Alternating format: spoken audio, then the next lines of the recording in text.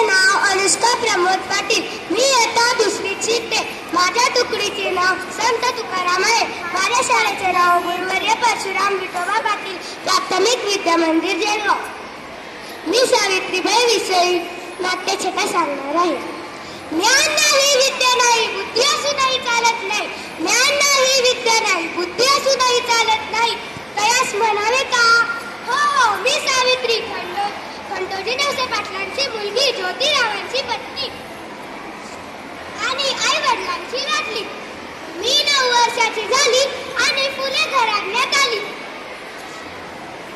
आणि माझ्या शिक्षणाचा श्री गणेश झाला. माझे धनी म्हणजे मी त्यांना शेठजी म्हणते. शेठजींनीच मला शिकवायला सुरुवात केली. माझा हात थरथर कापत होता. या थरथरणाऱ्या हाताला शेठजींनी आधार दिला. या थरथरणाऱ्या हाताला शेठजींनी पकडलं आणि पाठीवर लिहायला सुरुवात केली. या थरथरणाऱ्या हाताला शेठजींनी कधीच सोडलं नाही. मी पहिले शब्द शिकले बघा शेठजी. शेवटी ही सावित्री शिकली. भारताची पहिली महिला शिक्षिका झाली.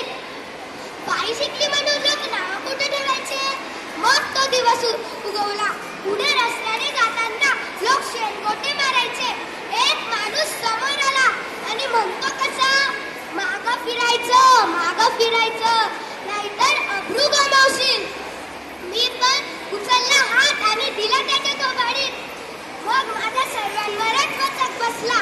बाईच्या जातीला एवढे कंठ रचावे लागतात. सगळं सहन केलं पण आनंद होता.